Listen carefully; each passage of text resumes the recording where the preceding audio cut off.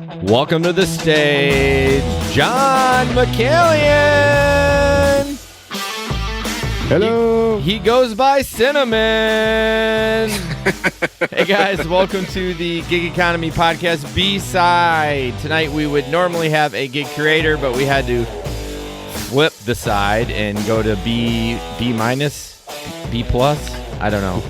Had a scheduling conflict, so we got Johnny Boy, who's been a fan of our show for a while and like a hardcore gig worker, but recently hung up his gig belt for a bit, maybe temporarily, to get a full-time job because, you know, the market where he is slow AF. So, John, why don't you tell us who you are real quick, what market you drive in, and how you got started in gig work?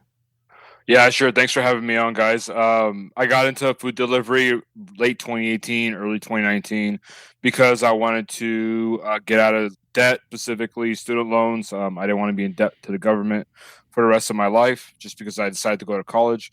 So I say, you know what? Well, first I tried to get another W-2 before I heard about the gig economy. So I was already working 9 to 5, and I was trying to get another W-2 after that. But they wanted me to work till 1 a.m. when I had to be at work the next day at 9 a.m. for my other job. And I said, you know what? This isn't going to work out. And one of my friends told me about, DoorDash, Uber Eats, and all that. So I signed up. Uber Eats was my first app. I didn't like it because it was kind of like rideshare, where it would just say like, oh, 3 minutes away, 4 minutes away. They wouldn't tell you what restaurant it was. They didn't know where you were going. They didn't tell you how much you're going to get paid. Tips came after if you were lucky. So I decided to do DoorDash, and that was a breath of fresh air because, it showed everything that Uber didn't show. You knew where you were going, how much you're getting paid, all that good stuff. So, I did it for 4 years. I paid off my debt, built up an emergency fund, and invested a little bit in the stock market. So it worked out for me. So when you went to the gig economy, you were still working a W-2 or not? Yeah, I was working two W-2s. Oh, good Lord. Yeah, I was working about 2 jobs and food delivery just to get out of debt, but it paid off. Hey, good job. That's awesome. What things do you? I mean, it's new back into your W-2, but can you kind of elaborate on like why you went back to the W-2, what you miss about gig work if you are going to go back? Yeah, one of the main reasons why I went back to a full-time W-2 is because I was working way too many hours. There were a lot of days where I'll get really crappy offers. I would still get the good orders, but it would take a while, or they're few and far between. So I was basically working like 11 to like 8 or 9 p.m. or 11 a.m. to 8 or 9 p.m. So I'm like, you know what, this isn't freedom and flexibility. Like, sure, I could just turn off the apps and go home, but if I do that, I can't pay my bills. So It felt like working 2 W-2. So now that I'm back to a full-time W-2, it sucks because I can't just turn it off and go do whatever I want. But but I'm working a lot less. I'm working half. I know my schedule's like 9 to 5:30, or I could start a little bit earlier if I want to. I'm working about half. I don't have to work weekends, so it's pretty sweet. No, I totally get it. There's huge advantages to both. I get it. You got the flexibility, but you're right. The bill still got to get paid. Like, you can fuck off for the day if you want, but guess what? It's going to be there tomorrow. So yeah, I can totally see that. Do you plan on doing any kind of gig work outside of like your W-2 now? Do you think like maybe you do you want to buy something fun, or are you just kind of like paying the bills at this point and just taking some time to kind of relax on the weekends? Yeah, I'm just trying to relax. Just been working hard, really hard for the last few years. So, I'm trying to give my mind and my body the rest that it needs. And then also, I'd rather just use that time to, build up my own businesses, market my books, build up my coaching business, all that good stuff, rather than doing food delivery. Because I don't know, in my market, there's too many drivers. People aren't really tipping that well because they know some dumbass is going to deliver their food, regardless of how much they tip. So, that's kind of where I'm at in my market. So you brought up your market. What is your market? Oh, I didn't mention it. Los Angeles, California. I'm in the suburbs. I can't do downtown with e-bikes and all that stuff. That's just not for me. I know. Maybe you've heard of Will Sir. He does downtown LA on an e-bike, and man, props to him and everyone else. But yeah, I like staying in my car so I can be, protected and shielded from these crazy drivers. Yeah, and then you don't ride over human shit on the sidewalk either. Exactly. Yeah. Oh shit! I had a question and it just went right out my butthole. Did you? Where was I going with that? Oh, so you're in Los Angeles in California, and I don't think we've ever talked to somebody that has experienced the Prop 22. So I definitely wanted to ask you about that. I know your opinions. John and I, if you guys don't know, have talk outside of this platform, and so we've been friends for a bit, and friends with Steve from Rideshare Rodeo, of course. But John worked or is in California, done the Prop 22. Can you explain? Do you know a little bit? Again, if Steve was here, he'd tell you for 45 minutes what it is. Well, let's do the dumbed down version for people that don't even know what I'm even talking about. Can you explain that in like layman's terms? Yeah, definitely. I think, and not to throw you under the bus, but throw me Jamie under. Jamie was from California last time. I think her name was Jamie. But 2 weeks ago. I didn't think she was in the LA market though during after Prop 22. Yeah, she wasn't. Oh, okay. It was before Okay. Prop 22. Yeah. Gotcha. But Okay. good point though. Good point there, John. Yeah, so it covers all of California, not just LA. But basically, the really simplified version is that Prop 22 pays you 120% of the minimum wage in your market. So like LA is a little bit higher than say like Riverside or San Diego. San Francisco is the highest, I believe. So I think they're getting paid around $24 an hour. So basically, the way it works is that they look at your base pay and they match it up to 24 or whatever that minimum wage is, that 120% calculation, and then you get tips on top of that. So that calculation doesn't include tips. Yeah. What the So fuck? like, let's. I mean, man, it's still not enough to cover the cost of living out here. I man. know, It's so I know, crazy expensive here. But when you say I think you said $24 an hour, like. Yeah, San Francisco, I believe. Yeah, I mean, for me, during a Tuesday at 12:30, $24 an hour plus I get to keep the tips on top. That I would be gangbusters over here. But again, cost of living is quite a bit lower. So, I didn't even know that you got to keep the tips. So yeah, that's why a lot of these no tip orders are getting delivered, because people are like, $3 order, I'm going to get paid $12, $13 for this. So they're just taking it. You know that. Oh boy, that's not a bad thought. Like you would think that DoorDash would want this to come in because, I know all the gig apps don't. They don't want to pay it, but then they know that shit's getting delivered at least. I mean, but DoorDash is the one having to pay the fees. You're right, money. but they're getting the food delivered though. At least they're also getting it delivered in our market. That's the whole problem. Yes and no. I mean, every day, well, I don't work a lot of nights, but every night I do see people posting, 10, 12 bags at Chipotle that sat there for 6 hours. So, I mean, yes and no. I think some people are delivering it, but man, that's crazy. $24 an hour plus tips.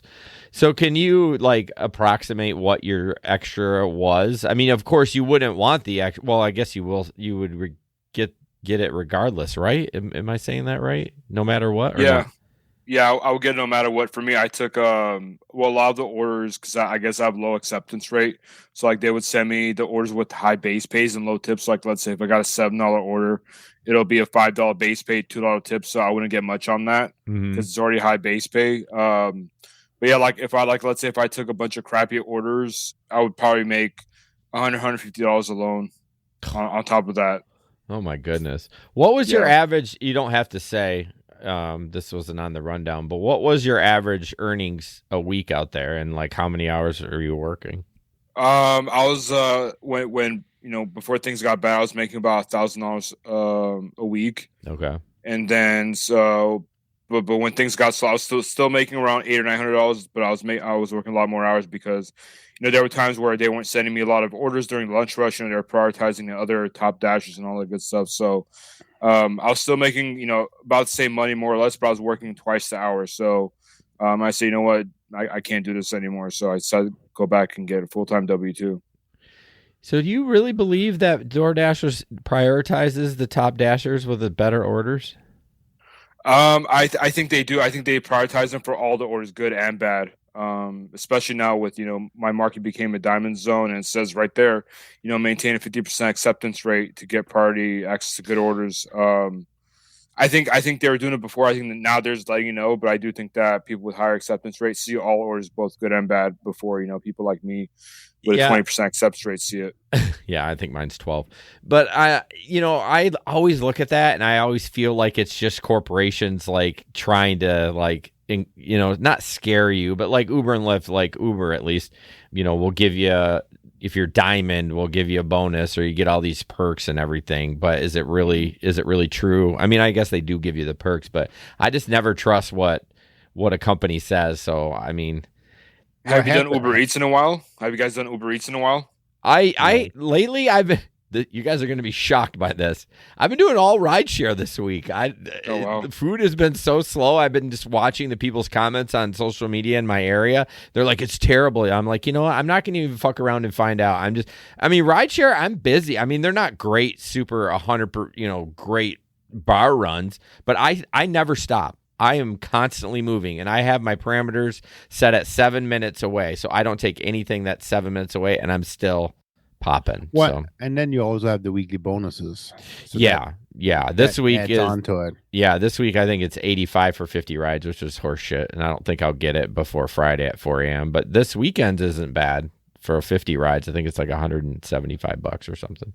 Yeah, I saw that. I'm not gonna drive this weekend, and I will not drive this weekend. I can't peer pressure you like I did last weekend. Driving this weekend. Last weekend was sweet though. I mean, thank you for that peer pressure. Hey, don't blow your load. Let's save it for next week's show because it was a good week. It was a good week for both of us. But anyways, so go ahead. Do you have any like good stories, bad stories, things that we would make you go with delivering? I mean, it's kind of like you don't have a lot of shenanigans, but maybe. That's a good question. I think I have less stories after the pandemic when everything became leave at door. Yeah. But when you actually hand it to them, there were some stories. Like one of them, I think I told it on this channel a while back, but basically it was like some dude who came out to grab his food with his hand in his pants. Oh yeah. Yeah, it was just so awkward. And I had another dude, a big buff Russian dude looking like Terry Crews, like come out in like a bathrobe. And like he just like he grabbed the food. He was shirtless and he grabbed he had a bathrobe. He grabbed the food. He's like, hold on 1 second, like this heavy Russian accent. And I'm like, dude, this guy's about to shoot me. He's about to. He went. I thought he was gonna. Go ahead. I was saying he's about to shoot you or whip his crank out, one of the two. Yeah, he went and grabbed $40 cash, just tipped me. So I'm like, okay, well, that ended well. So, but yeah, like I've had one time where I delivered to some guy. It was pitch black. He didn't want to deliver to his main door. He was like on the side of the house, but I couldn't tell in the beginning. He was just like. He's like, oh, over here. It's like pitch black. I'm like, dude, I'm going to get shot right now. And then, so like, I finally found out that he was on the side of the house and I just like handed to him like over the wooden gate or whatever. But yeah, in terms of like crazy stories, not really. That's pretty much it. When you were doing, totally switching gears, when you were doing gig full time, how many miles a week were you driving? I'm just curious. Or a day or whatever, because like I try to stay in my little area. I use way less miles when I'm doing food delivery than I do rideshare. I drive over fucking earth with a rideshare. Yeah, I think I was driving about 75 to 100 miles a day, but I was still making like about $200, like 175, $200. I was trying to keep to $2 a mile. Yeah, I think that's appropriate miles for the amount of work you were doing. I mean, I think that's really low.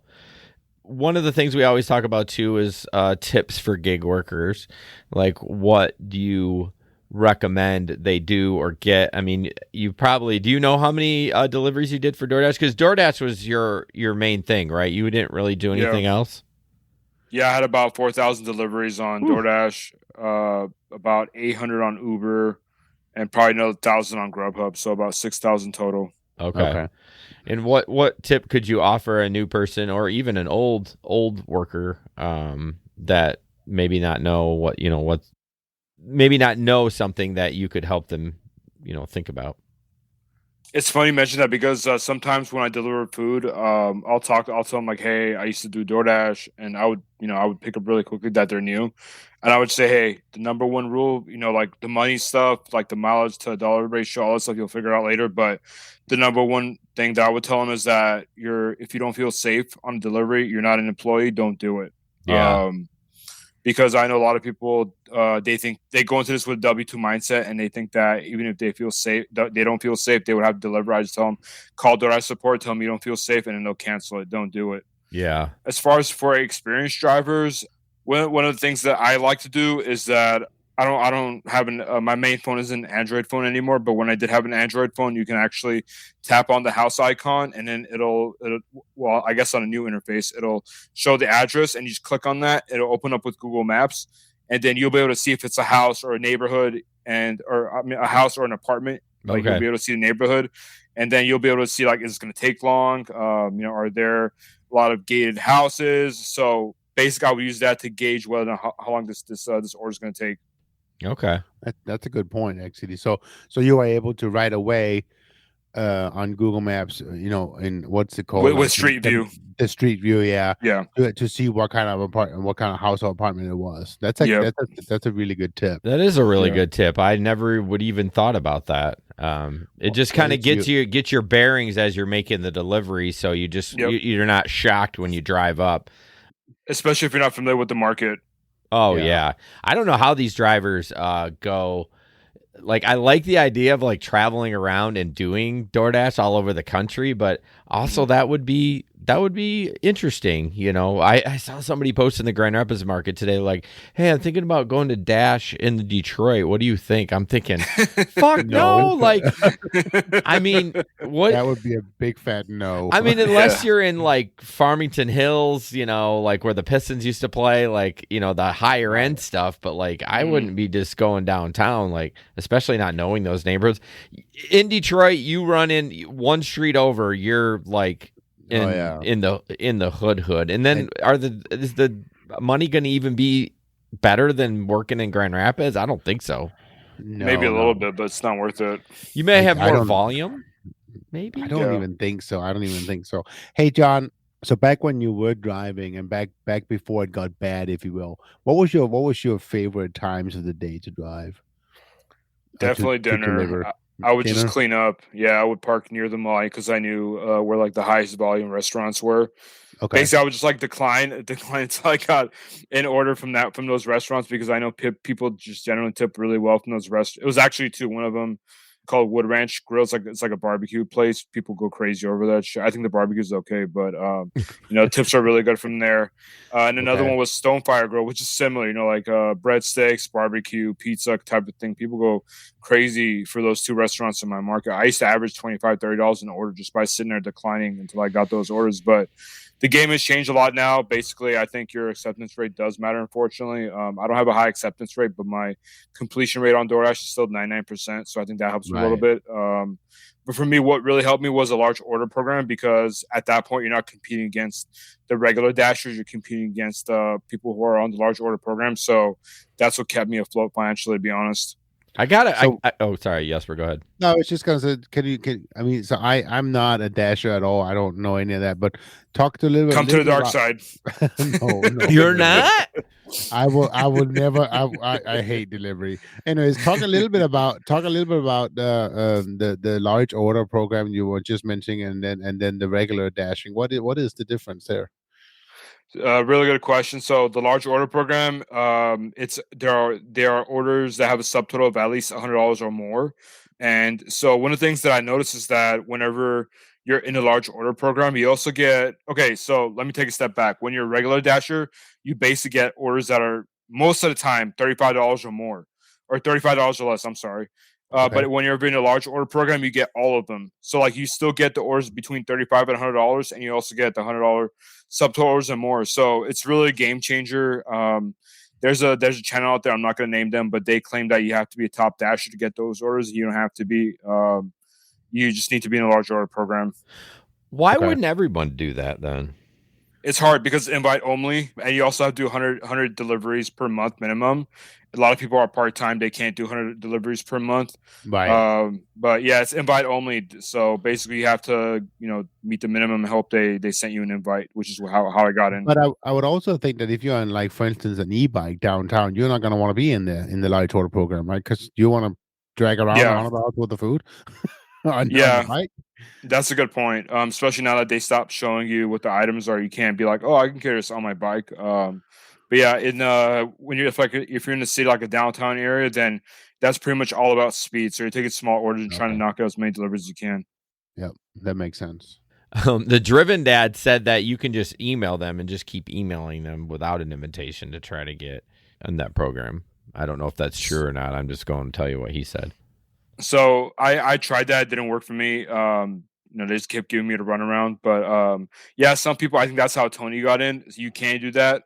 That's the unofficial backdoor way to get in. Okay. If you're not getting an invite, I would recommend trying it because the worst they could say is no. But you can also hope that they send you an invite. So it really depends on your market. Well, they're definitely not sending me an invite. So 100 divided by 30. So that's. But I wonder if the large order program is in every city. There may not be.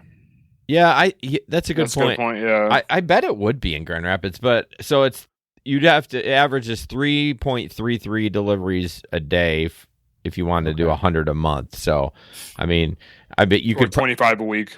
Yeah, or 25 a week. Yeah, you could probably work one Saturday and get that. I mean, it'd be a long Saturday, but yeah, I don't know. I'm not consistent enough, but I should try it. I need to start doing like. I should do that. What do you What I was waiting for the joke, you smartass. No, I should start like doing stuff like that just for the show, just for content. Like, hey, I'm going to try to get Top Dasher, and even though it's going to break my fucking heart to deliver a $2.50 order, I might try it just to see. I might be pleasantly surprised. I doubt it, but like the same thing for the deliver program. I don't think I could get 100 a month if I'm not consistent.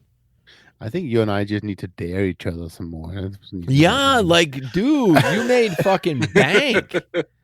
You made bank. Challenge each other. One weekend, holy smokes. Yeah, that was good.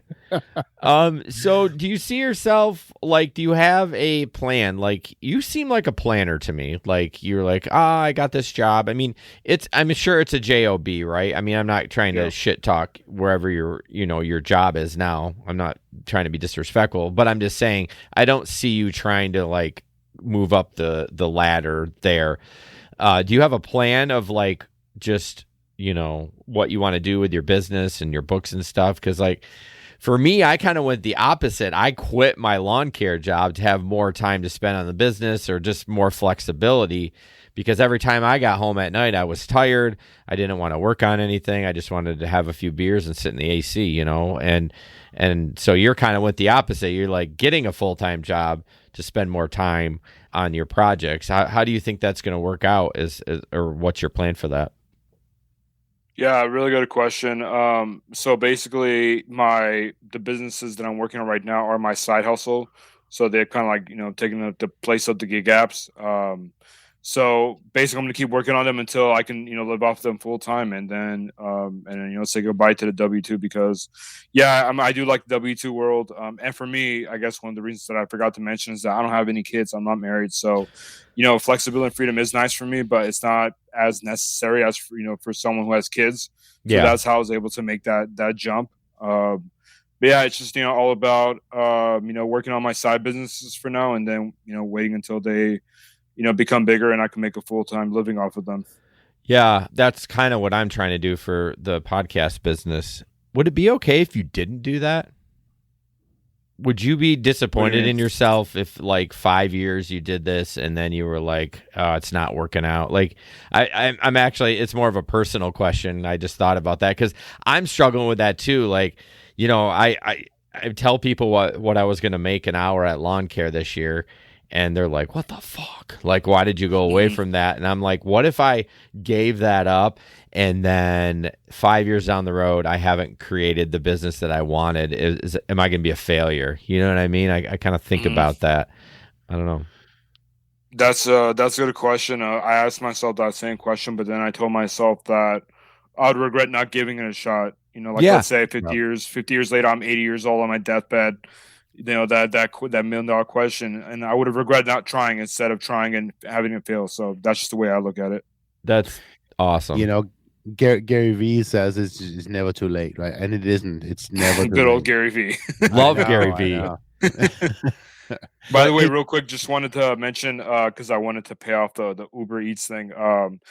So Uber Eats, it's probably changing the market too. But me and Sergio from the rideshare guy, I don't know if you guys know him, but we're both in the same market, and we both noticed he has a rideshare account. I have an Uber Eats only account, and so basically Uber Eats changed the algorithm big time. I would say more in DoorDash to where basically I don't get anything over $7 to $8 when it comes to Uber Eats orders, and then I haven't seen a hidden tip order probably in like 2 or 3 months.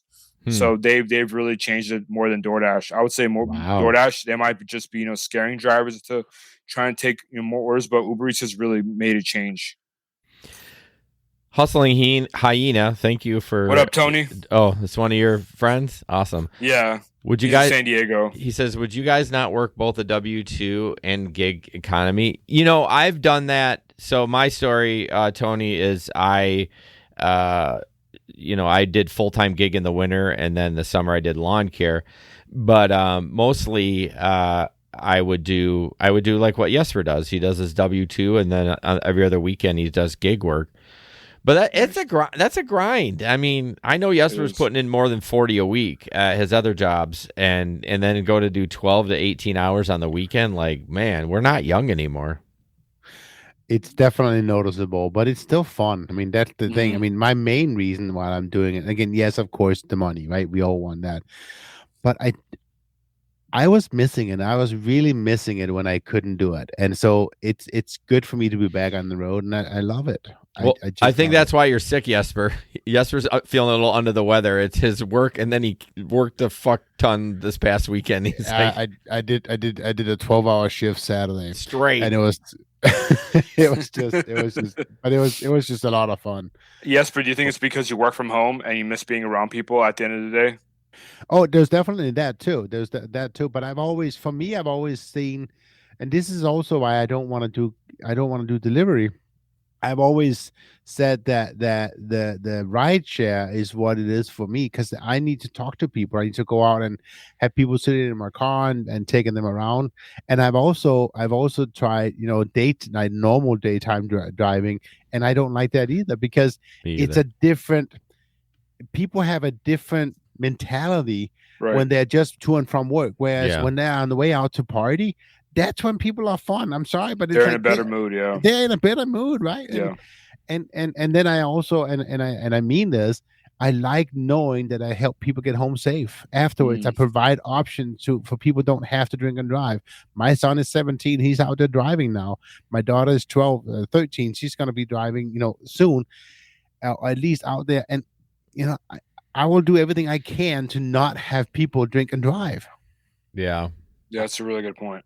Hustling Hyena said, "Love the stability, but need to be creative with the gig economy. I'm a wedding DJ, DoorDash or Walmart, Sparker, Instacart, and now trying YouTube."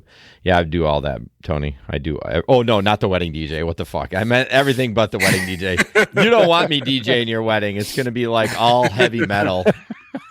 Let's go. By the way, Tony has a really good gig economy YouTube channel as well. Oh, cool. Sweet. Check it out. Yeah. Very nice. I'll have to take a peek. So I love this conversation, John. You've been always good to us, and I really appreciate Likewise. it. I kind of want you back in the gig economy because I liked our conversations that we had. Like John would, and we're 3 hours different, so we're randomly. This motherfucker didn't sleep either. I'd be getting up for work, and he'd still be up. In California, I'd be like, "Bro, what are you doing? Like, go to bed." But not working, just awake. Yeah. Oh, yeah. You're not working. Yeah. You're just awake. But what do you got cooking right now? You got a book. I got a couple of your books, which were good, and then you have your coaching business and your YouTube channel. Tell us about that. Yeah, YouTube channel. Just with my main channel, the John McHillian channel, I'm probably gonna turn it into like a personal vlog. I want to travel more, so I want to document that, and then my other channel, at Self Improved, that's basically going to be where I document my weight loss journey, how I improve my finances and things like that. Actually, I have another book that I started writing the other day. It's like a really short book, basically about how we need contrast and adversity to have like a better perspective and gratitude in life. Yeah, I would agree. I like your thought about, I mean, we haven't talked a ton about finances, but I feel like you got a good head on your shoulders and you made the right decision if you were struggling to do your thing, to do what you want to do. I mean, I bet it was tough. I bet it was tough, just losing that, like we said, the flexibility. But my decision was tough too, man. I still am wondering if I did the right thing. As today was my first day, and then I'll wrap up, of driving these kids around. I got called in at like 5:20 this morning because I'm just a sub until the fall, and then I'm gonna get a route. And I was by myself, and for whatever reason, this bus driver that normally drives them does not have rule on that bus, and these kids were fucking.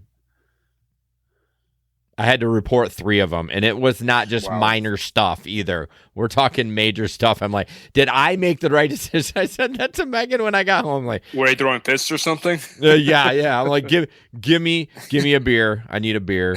And but no, it's fine. I wasn't really stressed. I was like, whatever, kids, you can do what you want to do. And there's cameras on the bus too. I even threatened that, like, I'm gonna pull this tape, and they just laughed at me. Yeah. But are they high schoolers? They're not. They weren't the problems. It's both. It was the elementary kids. Oh wow! And the crazy part is, the kids that I drove today are kids I work with. Like, I work 2 days a week at my kids' elementary. It was that school. They know me, and they still like. I said, I'm going to see you tomorrow, right? And they're like, I don't care. I'm like, okay, well, I'm going to make you. I watch too much TikTok. How many vapes did you have to take? No vapes. No, yeah. Some kid just got expelled, you can't ride the bus for the rest of the year because of that. I'm like, wow, these stupid idiots. Like, anyways, you would think the cameras would prevent them, but anyways, guys, thank you, John, for coming on. Thanks for Jesper suffering through 30 minutes of his cold. Thank you for muting your mic and making my job easier. I appreciate you. Check John out on his YouTube channel and all his stuff. I would appreciate that. And we will catch you next week on the regular side, not the B side, the A side. Mm-hmm. And we'll put all the links to all John's channels of course. in the show notes. So yeah, I should. Normally we don't promo stuff for a gig worker, but you have stuff. I should have pre-asked you so I could put it in the description. But we'll it's all good. I know you know about them. Yeah, well, other people need to know about them. So.